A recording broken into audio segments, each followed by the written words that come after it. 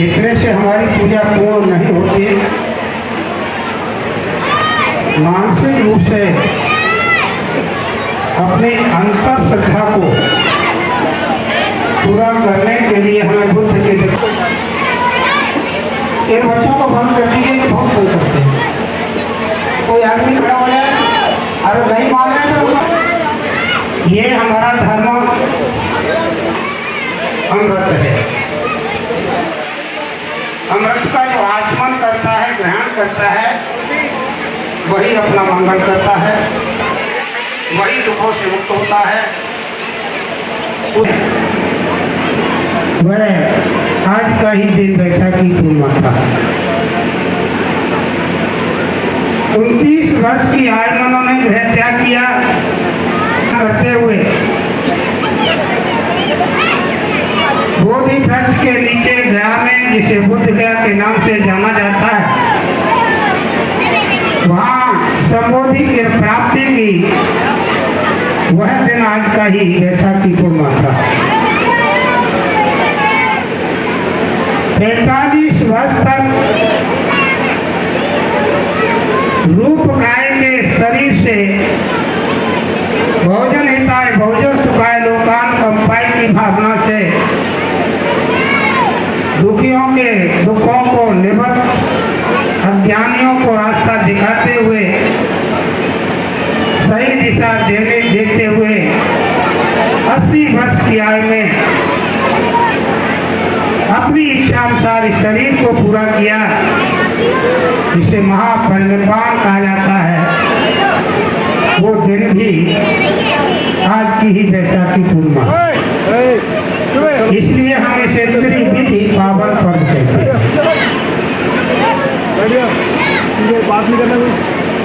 हमें भगवान बुद्ध ने संसार के दुखों से मुक्ति का जो मार्ग दिया है, वो निश्चित तौर पर जनसाधारण के लिए, सदग्रस्त उपासक उपासिकाओं के लिए त्रिसर्वशीली अपने आप में परिपूर्ण होता है। तथागत बुद्ध का धर्म कोई याचना प्रार्थना का नहीं है। तथागत बुद्ध का धर्म है अत्त शरणा, अत्ताय अत्तनो नातो कोई नातो परुषिया। प्राणी अपना मालिक कहाँ पे, आपका मालिक कोई दूसरा नहीं है। इसलिए आपको एक सही व्यक्ति बनना होगा, और सही व्यक्ति बनने के लिए हमारे लिए हम 3 शरण स्वीकार करते हैं, बुद्ध धर्म और संघ।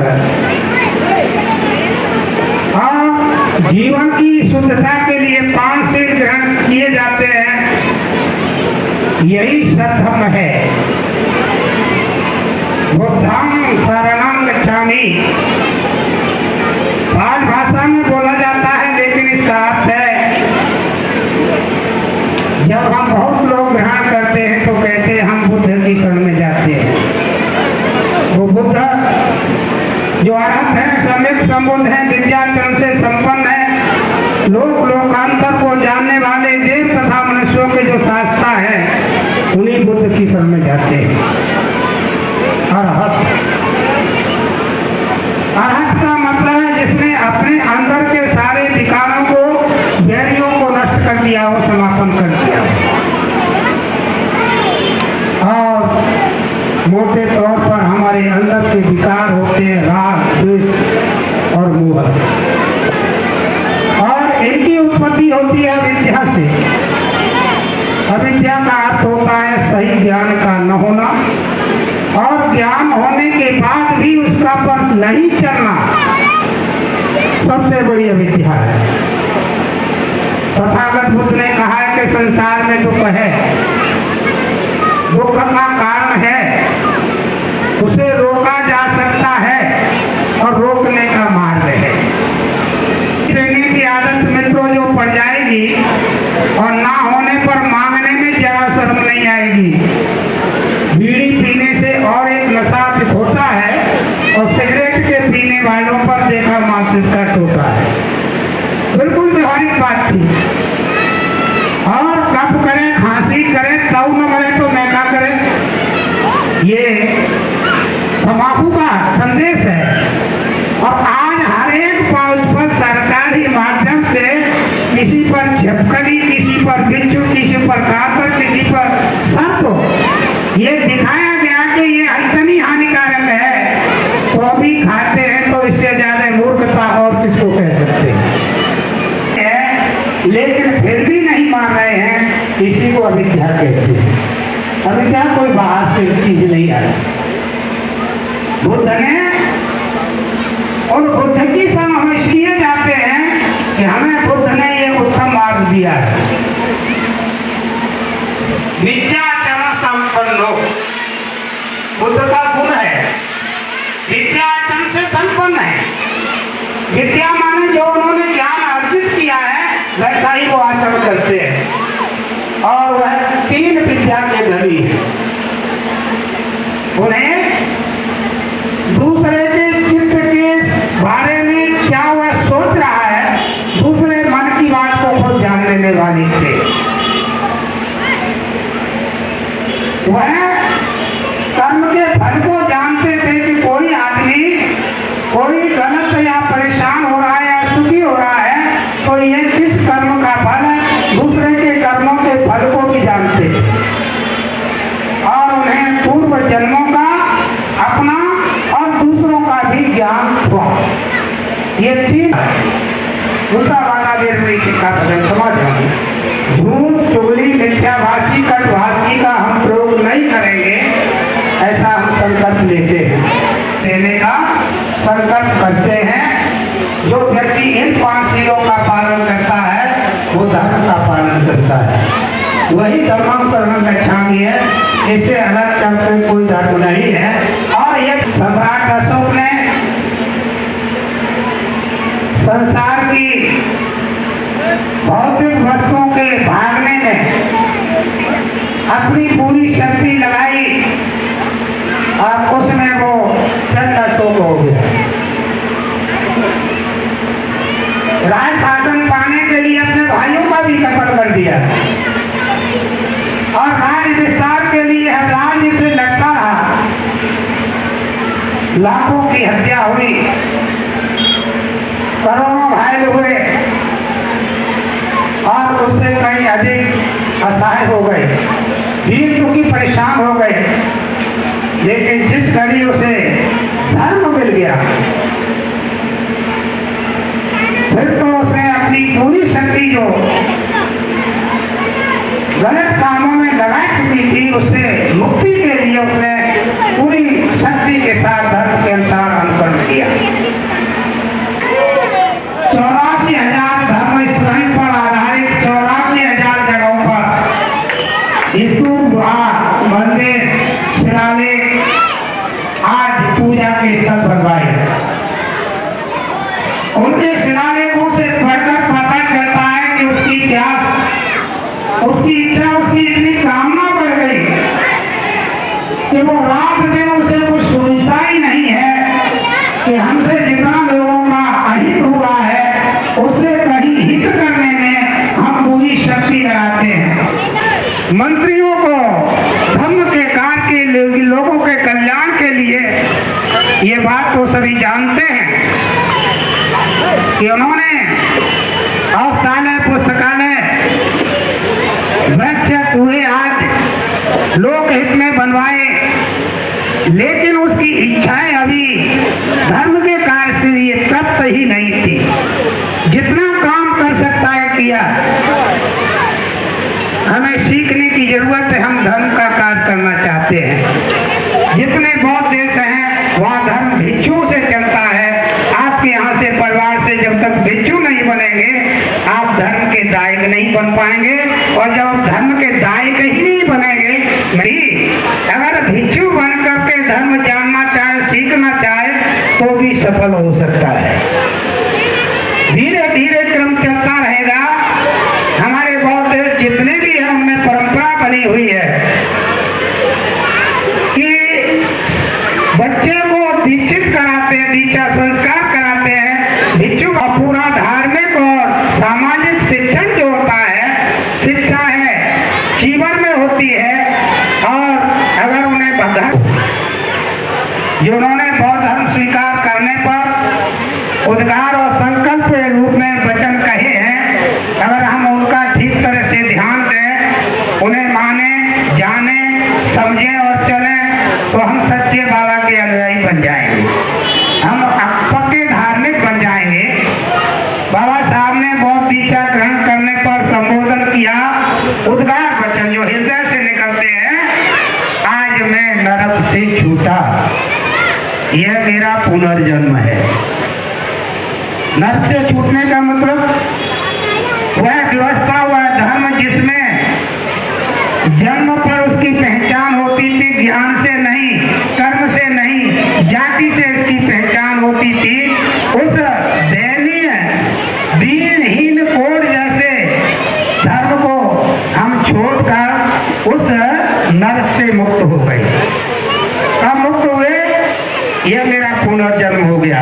पुनर्जन्म माने आज से हम बौद्ध हैं, हम हिंदू नहीं हैं, हम आज से बौद्ध हैं। मेरा एक नया जीवन है। आप सब सुनने वाले सब चिंतन करें, क्या आप नरक से छूट गए? अंग्रेज पाखंड छोड़ गया?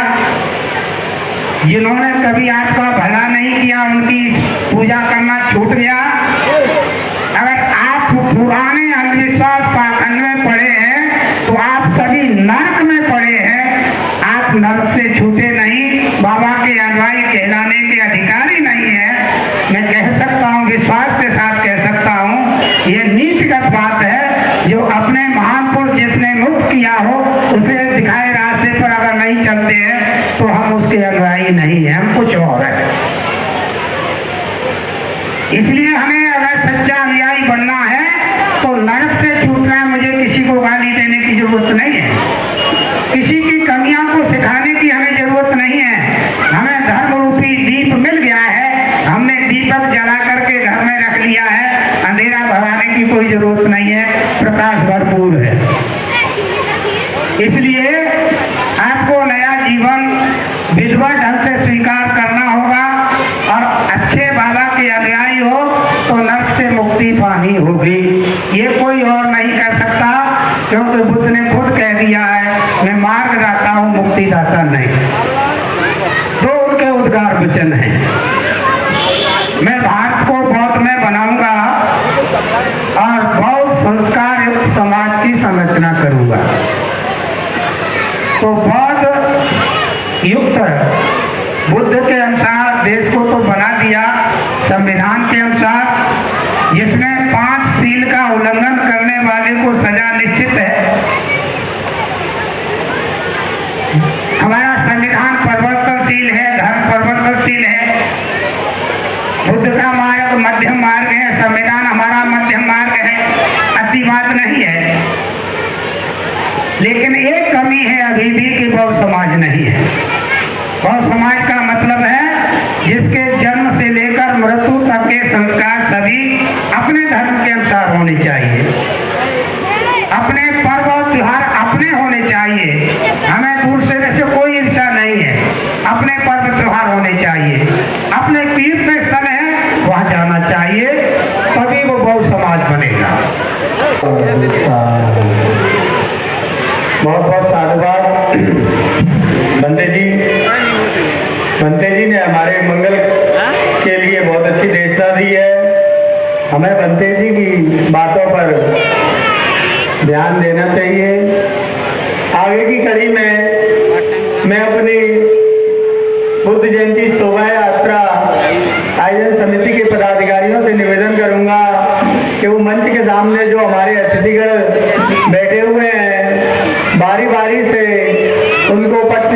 पट्टिका पहनाकर उनका स्वागत करें। मैं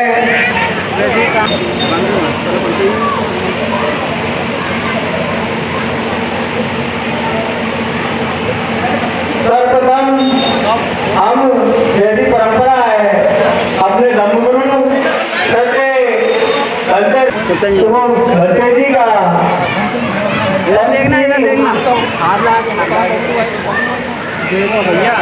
की पट्टिका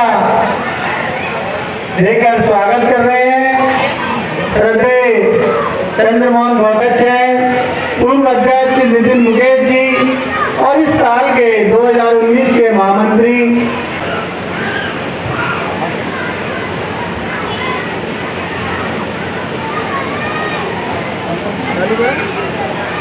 भंते जी को दान देकर एवं सम्मान जैसी बात नहीं बोलते हैं। भंते जी को दान देकर हम अपना धर्म पूरा कर रहे हैं और दान संगदान माना जाता है। श्रद्धायुक्त भावना से भंते जी को पूर्णमासी देते हैं, जिससे जो बनता है वो दान करते हैं। अब मैं आज 36वीं बुद्ध जयंती शोभा यात्रा में इतने सारे अपार जनसमूह के सामने उपस्थित अतिथियों का सम्मान किया। बुद्ध जयंती शोभा यात्रा आयोजन समिति के माध्यम से इस मंच से रखे श्रद्धेय अशोक भारती जी, मेरा उनसे निवेदन है कृपया करके मंच पे आए। साथियों, मैं आज की इस बुद्ध जयंती समारोह जो अध्यक्ष हैं चंद्रमोहन गौतम जी, महेंद्र सिंह लजोरिया जी, वरिष्ठ उपाध्यक्षगण, उपाध्यक्षगण, महामंत्री जी, कोषाध्यक्ष जी, आप सभी को मेरा क्रांतिकारी के महासागर भगवान गौतम बुद्ध हम सबके मुक्ति दाता। मैं आपके सामने बहुत संक्षेप में कहना चाहता हूँ। मुझे उम्मीद है कि आप लोगों की थोड़ी तवज्जो मिलेगी। मैं अपनी बात भंते जी की उस बात से शुरू करना चाहता हूँ कि यदि हमें धर्म का प्रचार करना है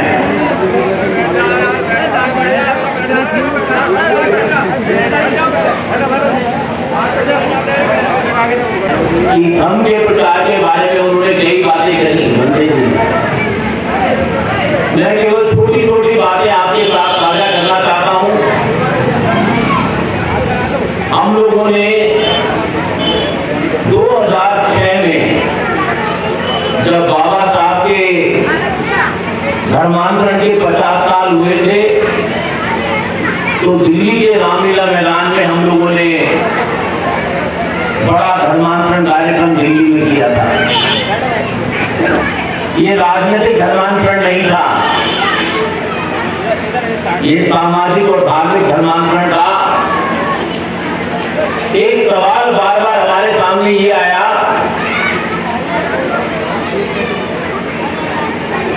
कि हम अपने धर्म का प्रचार करने के लिए क्या व्यवस्था बनाएं,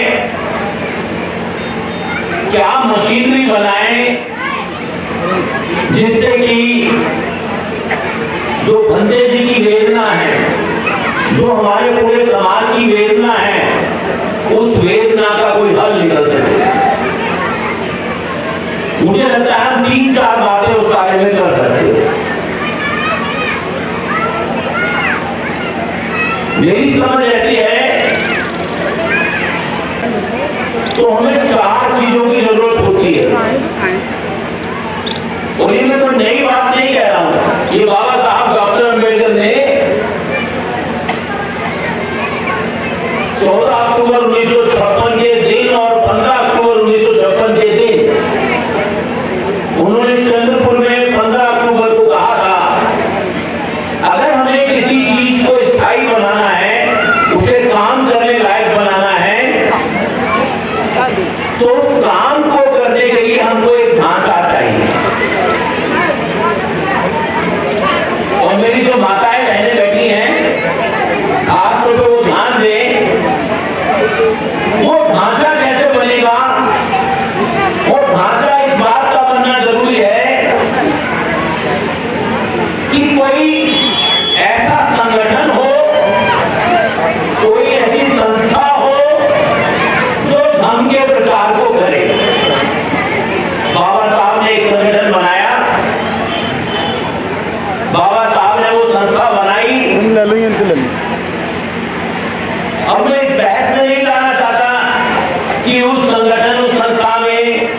कितना मतभेद है, कौन किससे लड़ गया, कौन किससे भिड़ गया, लेकिन मैं ये जरूर बताना चाहता हूं कि हमारी संस्थाओं में अक्सर जूतों बाजार या लात उसकी क्यों होती है, ये बात हमको समझना है।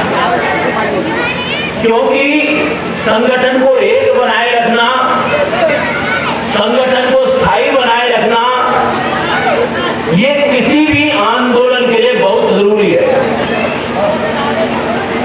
और जैसा भंते जी ने कहा, कोई भी संगठन लंबा तब चलता है जब उसमें निस्वार्थ लोग आते हैं। अगर संगठन को चलाने वाले लोग निस्वार्थ रहेंगे, उनका व्यक्तिगत स्वार्थ नहीं रहेगा, तो लंबे समय तक वो काम करते हैं। दुर्भाग्य से तो जब भी जनता के पैसे से, जनता के साधनों से कोई जगह हम खरीदते हैं, कोई संस्था हम बनाते हैं, कोई विहार बनाते हैं, कोई अम्बेडकर भवन बनाते हैं या कोई विकास भवन भी बनाते हैं, तो बजाय वो समाज की संपत्ति रहने के और निस्वार्थ लोगों के द्वारा चलाए जाने के, वो संपत्ति गिनती के वो समझना नहीं चाहते और वो ये मानते चलते हैं कि दुनिया का ज्ञान केवल उन्हीं लोगों के पास। ऐसे कोई संस्था नहीं चलती, कोई संगठन नहीं चलता। संगठन क्योंकि शुरू में व्यक्ति के ऊपर जिम्मेदारी कम होती है, वो ज्यादा समय देता है। वो व्यक्ति है तो शादी भी करेगा, ब्याह भी करेगा, बच्चे भी होंगे। जैसे जैसे व्यक्ति की उम्र बढ़ती है, वैसे वैसे उसकी जिम्मेदारियां बढ़ती रोका जा रहा है। सब जगह नए फूल को आने से रोका जा रहा है। जवान लोग आना चाहते हैं, बस एक बड़ा सा हाथ लगा के रोका गया है, नहीं आप नहीं आ सकते। जवान लेकिन करेंगे तो शायद हम आगे बढ़ेगा। और अंत में एक बात समाप्त करूंगा, हमको ये समझना है, अभी हमारे सारे आंदोलन मर्दों की पंचायत है। बहनों और माताओं को ध्यान से कहना चाहता हूं, अभी हमारे सारे आंदोलन मर्दों या लड़कों की पंचायत है। उन्हीं के हाथ में सारा कारोबार है। लेकिन मैं एक बात मर्दों और लड़कों से कहना चाहता हूं, उनको थोड़ा सा बुरा भी लग सकता है, लेकिन ये बात समझने की है। हमारे समाज का ढांचा ऐसा है कि हमारे समाज में साधारणतः औरतें, बहनें, माताएं घर में रहती हैं और मर्द बाहर जाता है, लड़के बाहर जाते हैं। तो हमारी जो अगली पीढ़ी है, वो हमारी अगली पीढ़ी हमारी माताओं, बहनों और बेटियों के साथ रहती है। जो बच्चे हैं, बच्चे हमारी अगली पीढ़ी है, बच्चे हमारा भविष्य है, बच्चे हमारे भावी नेता हैं, बच्चे हमारे भावी IAS, IPS जो भी कहते वो सब हैं। बच्चे मर्दों के संपर्क में हमारे समाज में नहीं रहते हैं। इसलिए चौथी बात तो मैं ये कहना चाहता हूं कि हमारे आंदोलन में मैं माफी चाहता हूं, लेकिन मैं किसी भी मंच पे जाता हूं, मैं उस मंच को चलाने में, उस मंच को संगठित करने में, उस मंच का कारोबार इकट्ठा करने में, चंदे में, धंधे में, डिसीजन में, किसी भी चीज में हमारे समाज की बहन बेटियों की हिस्सेदारी दिखाई नहीं देती। वो बैठी होती है, कार्यक्रम में हिस्सा लेती है, वो सारी बातें सुनती हैं, लेकिन कहते तो हैं कि हमारे गाड़ी दो पहियों से चलती है, लेकिन हमारे सामाजिक संगठनों के निर्णय की प्रक्रिया केवल एक पहिए पे चलती है। उस प्रक्रिया में लीडरशिप में हमारी महिलाएं नहीं है। हमें यह समझना है, अगर हमारी बहन, बेटियां, बहुएं, माताएं अगर हमारे आंदोलन में बराबर की हिस्सेदारी नहीं होगी, तो हमारा आंदोलन बहुत दूर तक नहीं जा सकता। हमें हर पीढ़ी के साथ बार बार मेहनत करनी पड़ेगी, बार बार मेहनत करनी पड़ेगी। लेकिन अगर माताओं और बहनों में हमारा आंदोलन चला गया, बाबा साहब की शिक्षा चली गई, बाबा साहब का धर्म चला गया, बाबा साहब की राजनीति चली गई, तो एक महिला को नहीं बता रहे आप, सारे बच्चों को, पूरी जो आगे आने वाली पीढ़ी है उसको हम शिक्षित कर रहे हैं। तो मैं ये कहना चाहता हूं कि हमारा ध्यान, मैं इतनी बड़ी संख्या में हमारी माताएं बहनें आई हैं, मैं जरूर कहना चाहता हूं कि मर्दों के ऊपर अगर आप छोड़ेंगे ना तो आपकी हिस्सेदारी बढ़ेगी नहीं। आपकी हिस्सेदारी बढ़ाने की जिम्मेदारी आपकी ही है। और अगर कोई जिम्मेदार आपको जिम्मेदारी नहीं देता है तो आप अपना अलग से संगठन बनाइए। और निवर्तमान अध्यक्ष के द्वारा किया जा रहा है, हम उनको बहुत बहुत साधुवाद करते हैं। तो वो इतनी दूर दिल्ली से चलकर हमारे कार्य, हम उनका बहुत बहुत स्वागत करते हैं और सम्मान करते हैं और उनसे निवेदन करते हैं तो उनकी एक सुरीली वाणी से एक तथागत बाबा साहब का एक कविता या गीत प्रस्तुत करें। जैसा कि आप सभी लोग जानते हैं कि आज त्रिवेद पावनी बुद्ध पूर्णिमा के उपलक्ष्य पर हम यहाँ एकत्रित हुए हैं। सबसे पहले मैं महाकारुणिक तथागत बुद्ध के चरणों में नमन करते हुए, श्रद्धा सुमन अर्पित करते हुए, बाबा साहब के चरणों में श्रद्धा सुमन अर्पित करते हुए और मंच पर बैठे हुए विभूषण को सादर वंदन अभिनंदन आप सभी लोगों को जय भीम नमो बुद्धाय। सबसे पहले मैं आप लोगों की उपस्थिति देखना चाहता हूँ कि आप लोग यहाँ पर उपस्थित हैं कि नहीं। आप लोग मन से, शारीरिक रूप से तो दिखाई दे रहे हैं, लेकिन मन से और दिल से उपस्थित है कि नहीं ये देखना चाहता हूँ।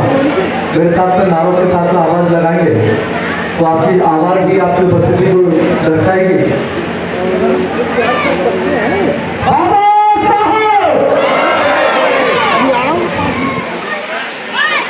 आवाज में भी कमी है, अभी आपकी आवाज उपस्थिति को दर्शा दे रही है।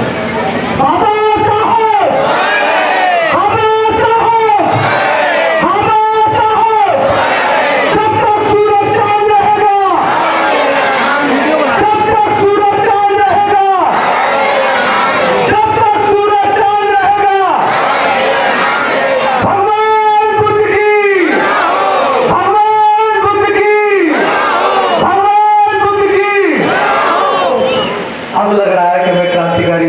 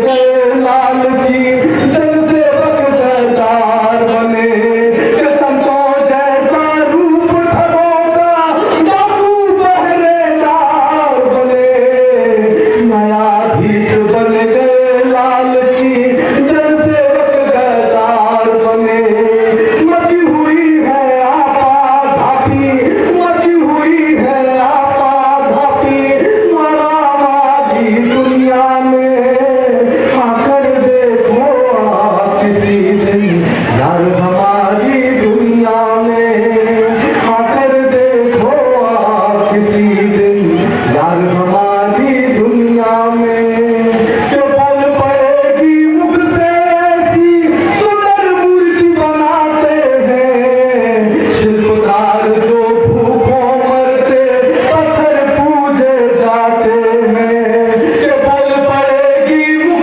से ऐसी सुंदर मूर्ति बनाते हैं शिल्पकार जो भूखों मरते पत्थर पूजे जाते हैं भाग्य और भगवान के चलते बन पुजारी दुनिया में आकर देखो आप किसी दिन यार हमारी दुनिया में आकर देखो आप किसी दिन यार हमारी दुनिया में कभी दुनिया में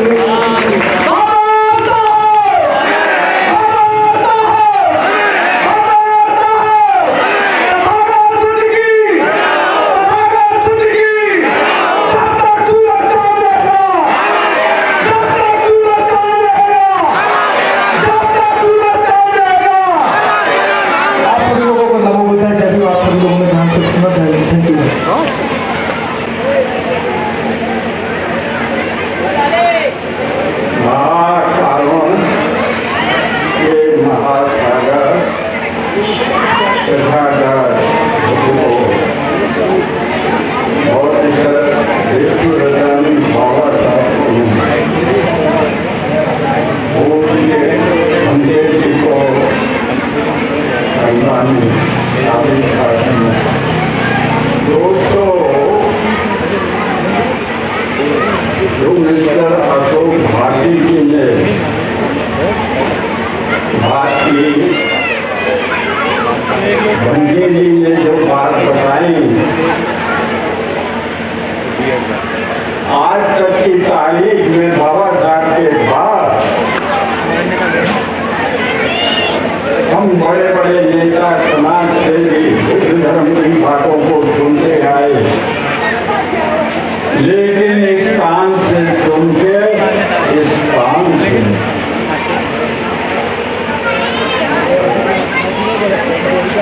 ये बात किसी की निंदा आलोचना करके नहीं कह रहा समाज की दशा बता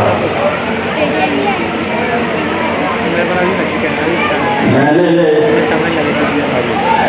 संकल्प ले लिया था 42-41 साल पहले बाबा साहब का ध्यान करने बैठा था। बाबा साहब आप कहते हैं शिक्षित बनो, संगठित रहो, संघर्ष करो। हम कहाँ बच्चों को पढ़ाएं, शिक्षा पैसा है। चिंतन में आया अरे पैसा नहीं है तो पेड़ की छांव के नीचे बच्चों को पढ़ाना शुरू कर दो या झोंपड़ी डाल के कर दो। ये बात मैंने अपनी पत्नी से कहा कि भाई ऐसा विचार करना है कि बाबा साहब का शिक्षा का आंदोलन और संगठन से बात है जैसे का इंतजाम होते हुए वो भी आबादी मैंने की थी। मैंने कहा एक ठेला ला के छप्पर डाल के महाविद्यालय बना तो हमको ये अपनी तरफ उंगली नहीं करता हूँ। मैं अपनी तरफ उंगली करके कह रहा हूँ, हम समाज को दोष देते, लेकिन मैं अपनी तरफ उंगली करके नहीं कहता हूँ कि मैं भी तो दोषी हूँ। अगर जिस रोज मैं अपने अंदर गुणों को या अपने आप को समझने लगूंगा। दूसरा, जब इतना ज्ञान हो रहा है तो बाबा साहब के अनुयायी जब माने जाओगे कि बाबा साहब की वाणी या बुद्ध के अनुयायी जब माने जाओगे कि बुद्ध ने धर्म में कहा है कि जो मेरी वाणी है उसे तरक्की कल करके देखो, सुखदाई है या दुखदाई। वो अशोक जी ने भी कह दिया। ये उस नदी का संघर्ष और बबलू सहरा जी के द्वारा सम्मान किया जा रहा है। आगे और आप सभी लोगों को आज भगवान तथागत बुद्ध के इस त्रिवेद पावन पर्व पर बहुत बहुत मंगल कामनाएं, शुभकामनाएं। ये बुद्ध पूर्णिमा आपके जीवन में बहुत सारी खुशियां लेकर के आए। और मैं समिति के पदाधिकारी से अनुरोध करना चाहूंगा, हमारे समिति के पदाधिकारीगण कृपया सामने आकर के रथों पर अपना स्थान ग्रहण करें और व्यवस्था को पूर्णतः बनाए रखें। मेरा अनुरोध है समिति के पदाधिकारियों से, कृपया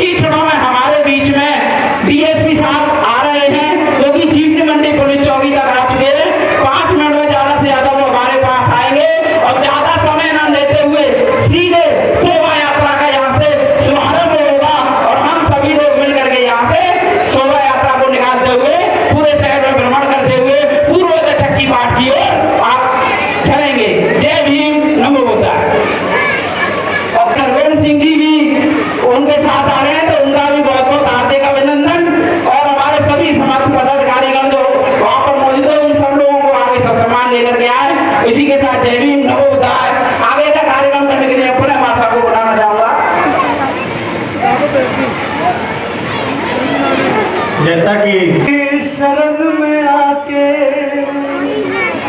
बुद्ध की शरण में आके मैं धन्य हो गया हूँ। सब कुछ मिला है मुझको, संपन्न हो गया हूँ। आप सभी लोगों का साथ चाहूंगा तालियों से। बुद्ध की शरण में आके मैं धन्य हो गया हूँ। सब कुछ मिला है मुझको, संपन्न हो गया हूँ। बुद्ध की शरण में आके माता गया मदीना, तीरथ भी सब नहाए, मंदिर की चौखटों पे घंटे भी जा बजाए।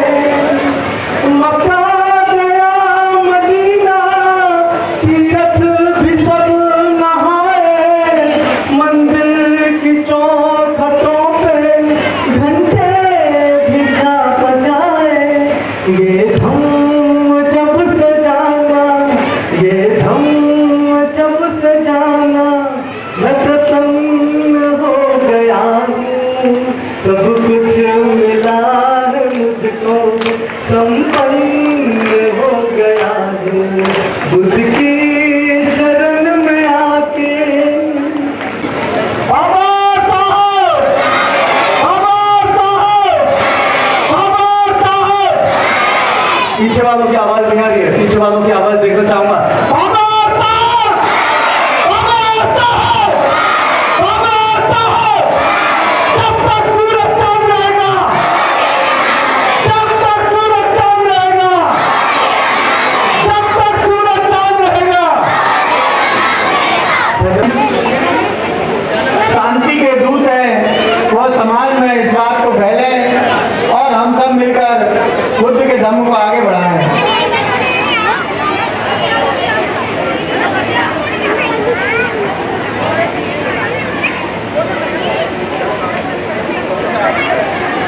संजय कुमार त्यागी जी हमारे अध्यक्ष जी उनसे निवेदन कर रहे हैं, कृपया करके हमारे थानाध्यक्ष महोदय 2 शब्द कहें। आइए सर।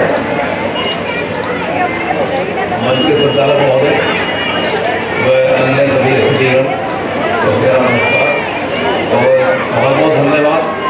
आप लोगों ने हमें बुलाया, हम भी तैयार हैं आप लोगों के साथ चलने के लिए। बस जैसे इसकी तैयारी शुरू करा कर तो निकाले। नमस्कार, आप सभी को शुभकामनाएं।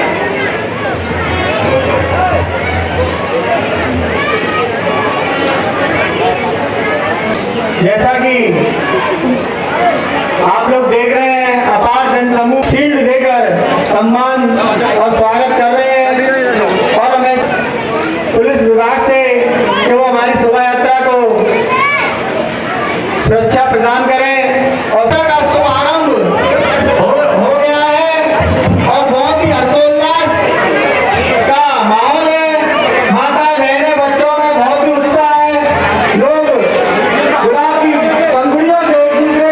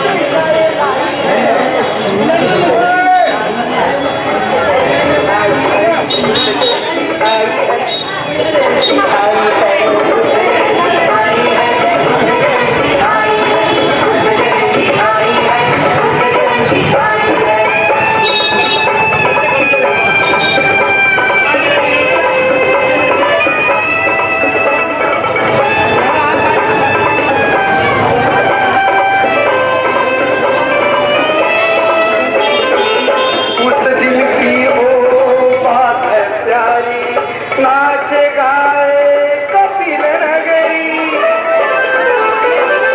उस दिन की तो बात है प्यारी, नाच गाए कपिल नगरी।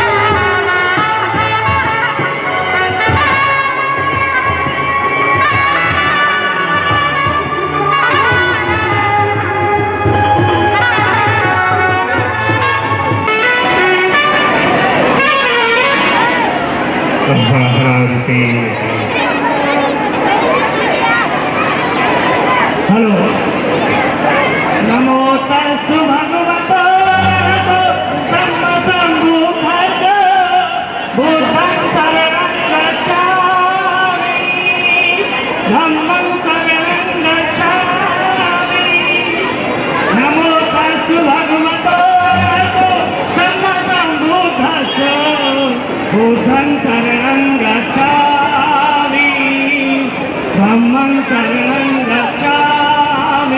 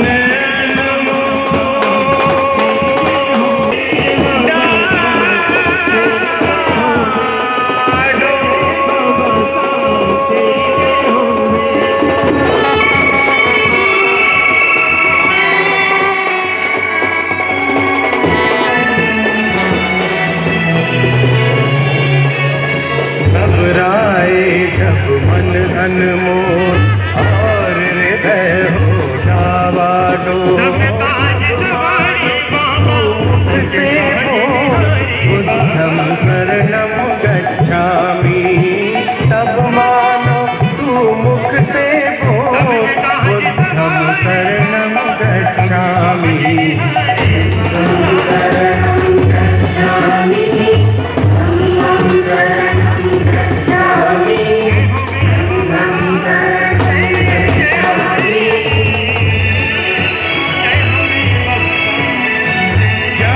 शांति का राग उठे लाल लहू का भाग उठे सागी को आग उठे मानव में पशु जाग उठे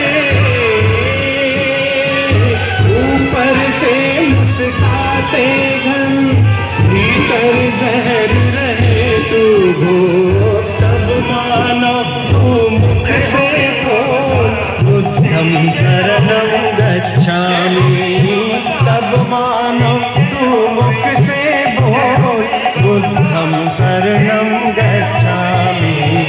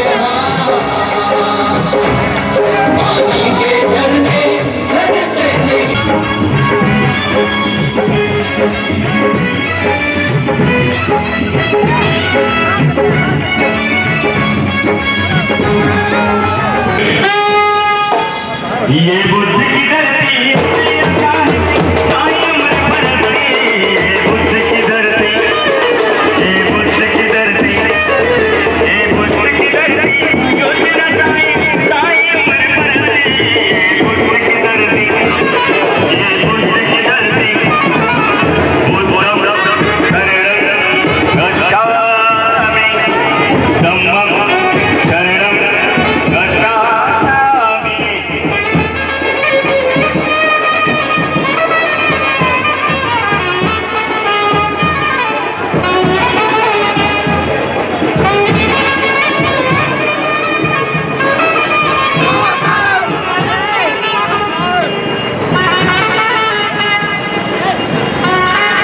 अपने क्रोध से ही सजा मिलती है। हजारों लड़ाइयां जीतने से अच्छा है कि तुम स्वयं पर विजय प्राप्त कर लो। फिर जीत हमेशा तुम्हारी है और जीतना तुमसे कोई नहीं छीन सकता, न स्वयं।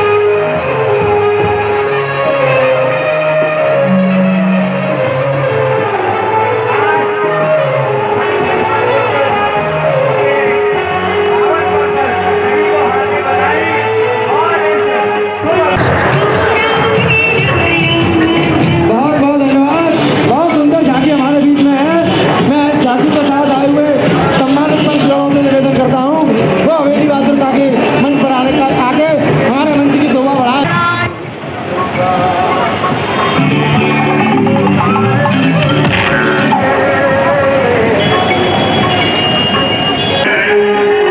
आइए, आइए नंदन देवी, हवेली बहादुर देवी। मैं आदरणीय बॉबी भाई के तिवारी जी से निवेदन करता हूँ कि हमारे बीच में आ जाए। मैं उनका हवेली बहादुर का पंच कमेटी की ओर से बहुत बहुत आदरणीय बबलू देहरा जी, आदरणीय देहरा जी से मैं निवेदन करता हूँ। भाई साहब आना नहीं चलेगा, भाई साहब आना नहीं चलेगा, भाई साहब आना पड़ेगा। आदरणीय देहरा जी, भाई जी मैं आप सभी को हाथ जोड़ के सबको मैं नमो बुद्धाय सभी को ठंडा शीतल पदार्थ पिलाया जाए।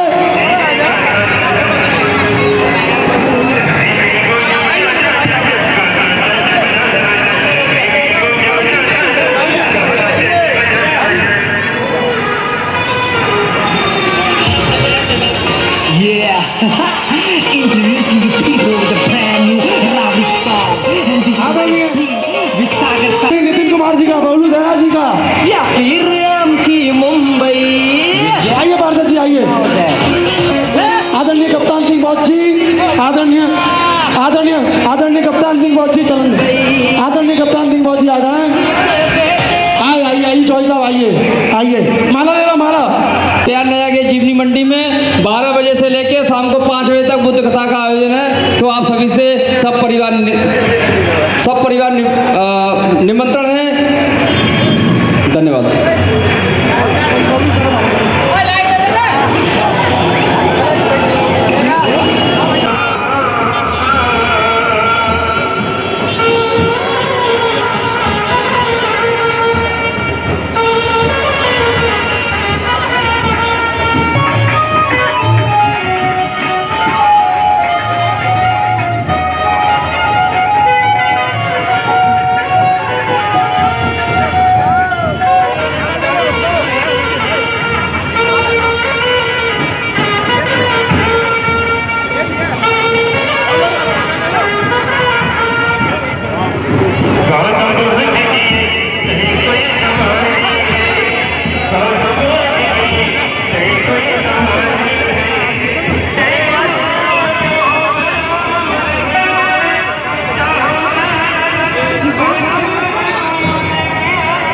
Get the best biryani delivered to you.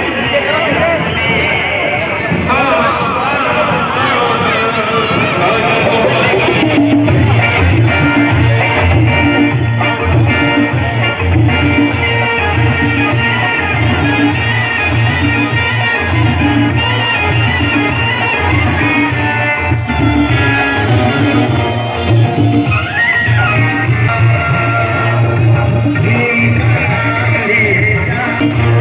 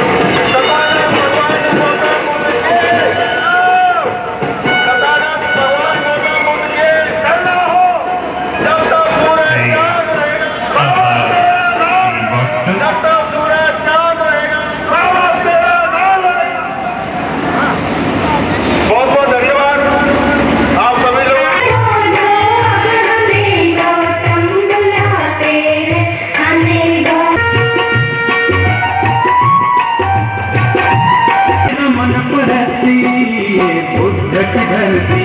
कृपया मंच पे आने की कृपा करें, उनके एक साथी ऊपर आए। बहुत बढ़िया सुंदर, थैंक यू, बहुत बढ़िया।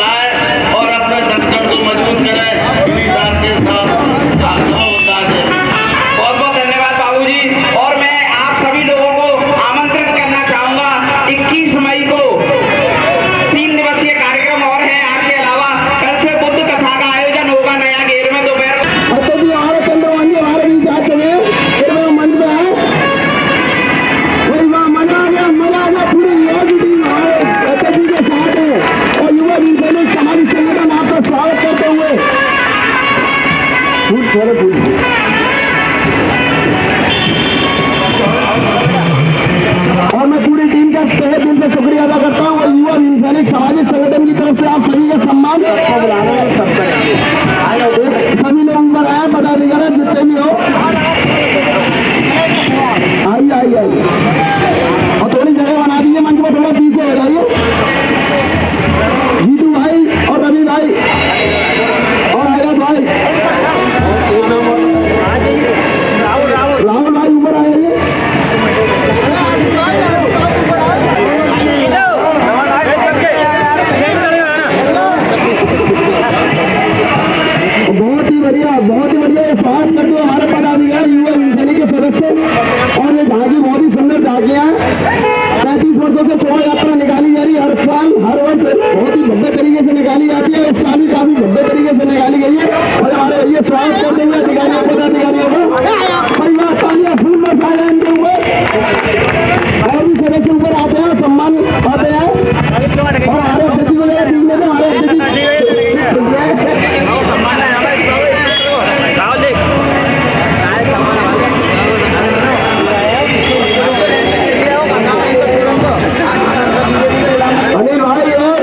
भाई हमारे अध्यक्ष जी का स्वागत करेंगे। बहुत ही बढ़िया, बहुत ही बढ़िया। और युवा सामाजिक संगठन समाज के लिए तत्पर रहने वालों के स्वागत करता है हमारे अध्यक्ष जी का, पूरी कमेटी का और जितने भी सदस्य साथ आए सभी का।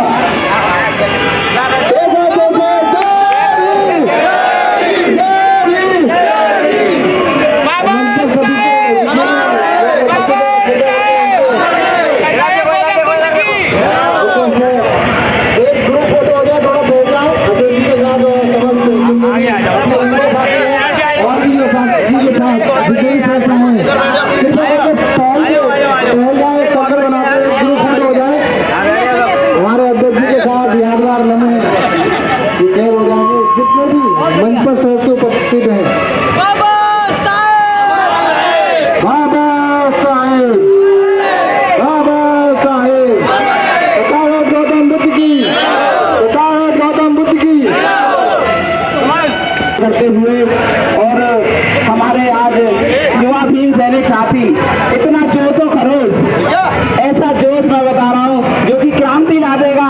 और ये आज परिवर्तन के लिए क्रांति की जरूरत है, तो ऐसी क्रांति आज हमारे सामने दिखाई दे रही है। तो मैं बहुत बहुत साधुवाद देना चाहूंगा, बहुत बहुत धन्यवाद देना चाहूंगा युवा सैनिक के हर सैनिक को, एक एक सैनिक को मैं धन्यवाद देना चाहूंगा और इस बुद्ध पूर्णिमा की बधाई देना चाहूंगा उनको और उनके परिवारों को। भगवान तथागत बुद्ध की और बाबा साहब की कृपा इनके परिवारों पर और इन पर हमेशा कायम रहे। बहुत बहुत साधुवाद इनके लिए। आज आप सभी लोगों ने हमारा यहाँ पर स्वागत किया और आप समाज में इसी तरह कार्य करते रहे, हम ऐसी कामना करते हैं। और मैं आप सभी लोगों को आमंत्रित करना चाहूंगा, कल से 3 दिवसीय कार्यक्रम है नया घेर में। 12 बजे से बुद्ध कथा का आरंभ होगा, तो आप बुद्ध कथा के लिए भी आए और 3 दिन लगातार कार्यक्रम रहेंगे। लेकिन 21 मई को बुद्ध जयंती शोभा यात्रा समारोह समिति युवा भीम सैनिक समाज सामाजिक संगठन का सम्मान करेगी और एक एक हमारे सैनिक का सम्मान करेगी। और मैं सभी को आमंत्रित करना चाहूंगा, सभी भाई एकजुट होकर के बुद्ध जयंती शोभा यात्रा समिति में आए और आप सभी लोगों का हार्दिक स्वागत है।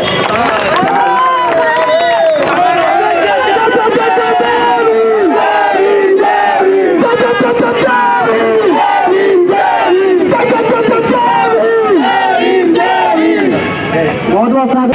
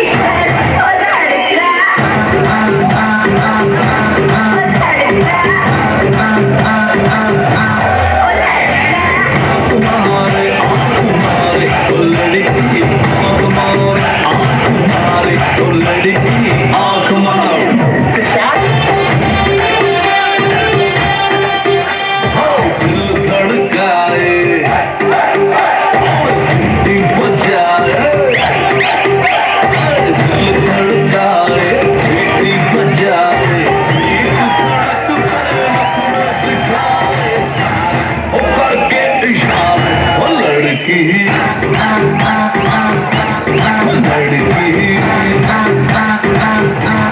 लड़की तुम्हारे आँख मारे, ओ लड़की तुम्हारे आँख मारे, ओ लड़की आँख मारे।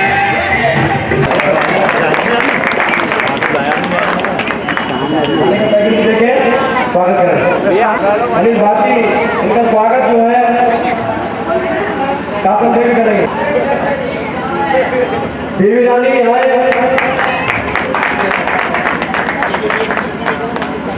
और आगे कंजूसी ड्राइवर स्वागत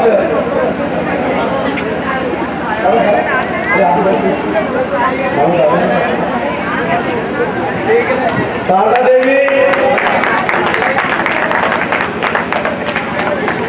शारदा देवी, शिवांगी, शारदा का स्वागत। अरे राम माया देवी उनका स्वागत कर रही है, जोर जोरदार तालियों का स्वागत। शिवांगी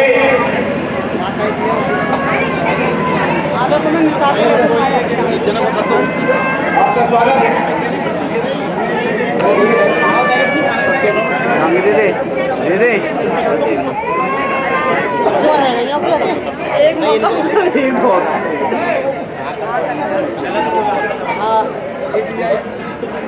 कंचन गौतम, तालियों में कंडीशन नगर आए। कंचन गौतम आए।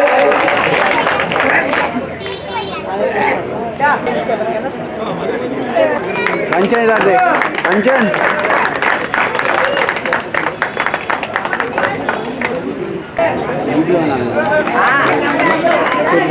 खन्ना भाई आए, उनको स्वागत।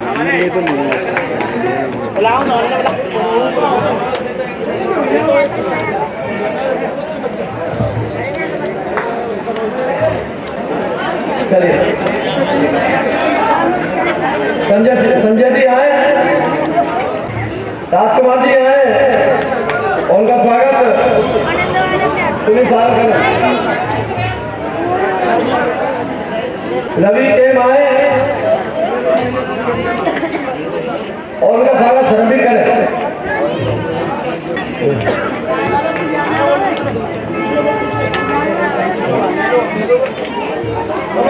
कमल सिंह जी करें। इधर देख रेविन रुपेश बहुत आए। तालियां भैया, ये भाई साहब नवीन बहुत आए। तालियों में कंजूसी ना करें भैया, तालियां में जोर से बहुत आए। ठोकर ताली जोर से भैया, ठोकर ताली जोर से। राजीव कुमार आए।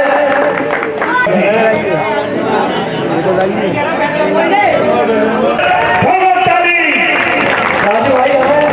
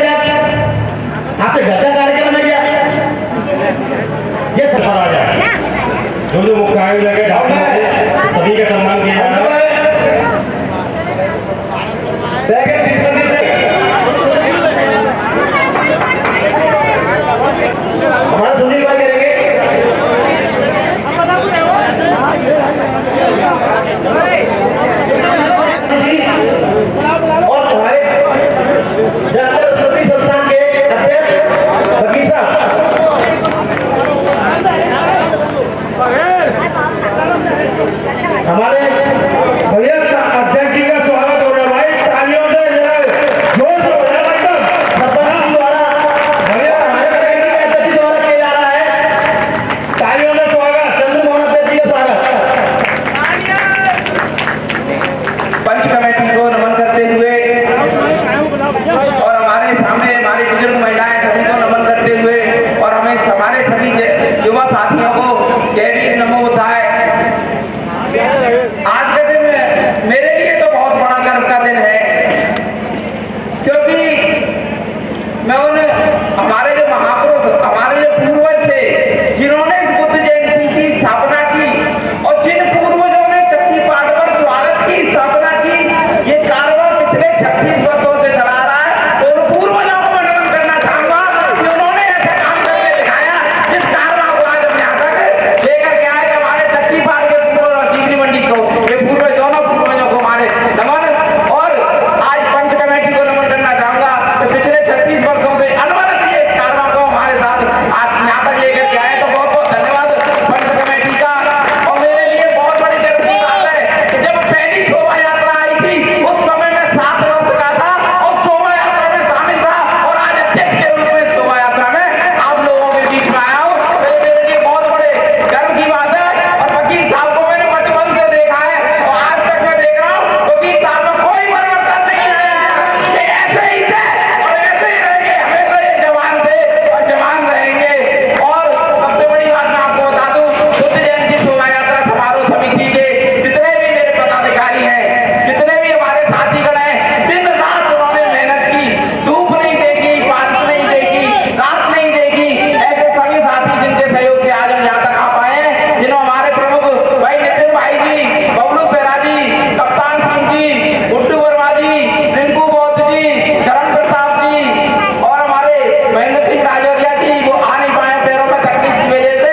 तो मेरे सभी साथीगण जितने मंच पे बैठे हैं, सबको बहुत बहुत धन्यवाद देना चाहूंगा, बहुत बहुत साधुवाद देना चाहूंगा कि आप सभी के सहयोग से ये कारवां यहाँ तक आ पाया।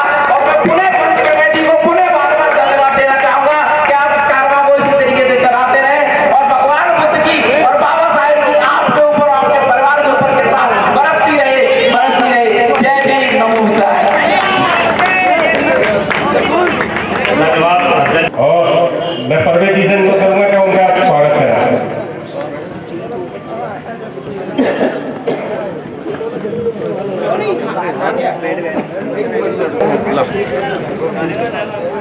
बस ये कार्यक्रम अंतिम पड़ाव पर है।